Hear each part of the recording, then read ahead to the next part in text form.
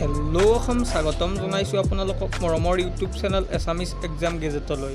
আজি আমি আলোচনা কৰিবলৈ ওলাইছোঁ DHS DME আয়ুষত সঘনাই কুৱেশ্যন আহি থকা টপিক অসম বুৰঞ্জীৰ বিষয়ে। যদিহে ভিডিঅ'টো চাই ভাল লাগে তেনেহ'লে আপোনালোকে লাইক, শ্বেয়াৰ, কমেণ্ট কৰিব নাপাহৰিব। আজিৰ ভিডিঅ'ৰ প্ৰথমটো প্ৰশ্ন, কামৰূপৰ প্ৰথমজন ৰজাৰ নাম কি আছিল? কামৰূপৰ প্ৰথমজন ৰজাৰ নাম আছিল মহিৰংগ দানৱ। 2 নম্বৰ প্ৰশ্ন, নৰকাসুৰে প্ৰতিষ্ঠা কৰা বংশটোৰ নাম কি? নৰকাসুৰে প্ৰতিষ্ঠা কৰা বংশটোৰ নাম হৈছে ভৌম।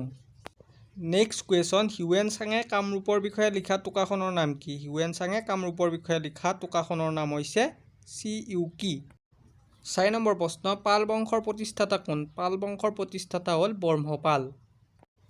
নেক্সট কুৱেশ্যন, শালস্তম্ভ বংশৰ শেষৰ ৰজাজনৰ নাম কি? শালস্তম্ভ বংশৰ শেষৰ ৰজাজনৰ নাম হৈছে ত্যাগসিং। নেক্সট কুৱেশ্যন, সমুদ্ৰগুপ্ত কি ধৰ্মৰ পৃষ্ঠপোষক আছিল? সমুদ্ৰগুপ্ত হিন্দু ধৰ্মৰ পৃষ্ঠপোষক আছিল।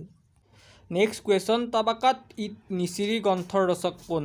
তাবাকাত-ই-নিচিৰি গ্ৰন্থৰ ৰচক হৈছে মিনহাজ-উদ্দিন চিৰাজ। নেক্সট কুৱেশ্যন, সৰ্বপ্ৰথমে কামৰূপ আক্ৰমণ কৰা মুছলমান ৰজাজনৰ নাম কি?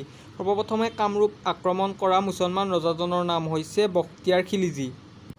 নেক্সট কুৱেশ্যন, কেতিয়া চুতীয়া ৰাজ্য প্ৰতিষ্ঠা হৈছিল? চুতীয়া ৰাজ্য 1189 চনত প্ৰতিষ্ঠা হৈছিল। 10 নম্বৰ কুৱেশ্যন, চুতীয়াসকলৰ শেষৰ ৰজাজনৰ নাম কি? চুতীয়াসকলৰ শেষৰ ৰজাজনৰ নাম হৈছে নিত্যপাল। নেক্সট কুৱেশ্যন, কোচ ৰাজ্য কোনে প্ৰতিষ্ঠা কৰিছিল? কোচ ৰাজ্য বিশ্বসিংহই প্ৰতিষ্ঠা কৰিছিল। 12 নম্বৰ কুৱেশ্যন, নৰনাৰায়ণৰ আচল নাম কি? নৰনাৰায়ণৰ আচল নাম হৈছে মল্লদেৱ। 13 নম্বৰ কুৱেশ্যন, অসমত কেতিয়া বাংলা ভাষাৰ প্ৰচলন হৈছিল? অসমত 1836 চনত বাংলা ভাষাৰ প্ৰচলন হৈছিল।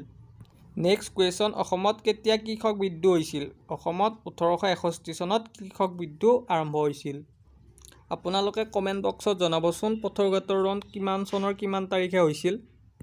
15 নম্বৰ কুৱেশ্যন, ফুলগুৰিৰ ধেৱা কেতিয়া হৈছিল? ফুলগুৰিৰ ধেৱা 1861 চনত হৈছিল। নেক্সট কুৱেশ্যন, শ্বিলঙত অসমৰ ৰাজধানী কেতিয়া স্থাপন কৰিছিল? শ্বিলঙত 1864 চনত ৰাজধানী স্থাপন কৰিছিল। নেক্সট কুৱেশ্যন, মণিৰাম দেৱানক ক'ত বন্দী কৰি ৰাখিছিল? মণিৰাম দেৱানক আলিপুৰত বন্দী কৰি ৰাখিছিল। 18 নম্বৰ কুৱেশ্যন, কুশল কোঁৱৰক কেতিয়া ফাঁচি দিয়া হৈছিল? কুশল কোঁৱৰক 1943 চনত ফাঁচি দিয়া হৈছিল। নেক্সট কুৱেশ্যন, কোন আহোম ৰজাক ইংৰাজে বন্দী কৰি ৰাখিছিল? আহোমৰ শেষৰজন ৰজা পুৰন্দৰ সিংহক ইংৰাজে বন্দী কৰি ৰাখিছিল। আজিৰ ভিডিঅ'ৰ শেষৰটি প্ৰশ্ন, লতাকটা ৰণ কাৰ দিনত হৈছিল? লতাকটা ৰণ ৰাজেশ্বৰ সিংহৰ দিনত হৈছিল। ভিডিঅ'টো শেষলৈ চোৱাৰ বাবে বহুত বহুত ধন্যবাদ আৰু এনেকুৱা ভিডিঅ' আগলৈ চাই থাকিবৰ বাবে আমাৰ চেনেলটো ছাবস্ক্ৰাইব কৰক আৰু লগতে কাষতে থকা বেল আইকনটো বজাই দিয়ক। ধন্যবাদ। জয় অসম।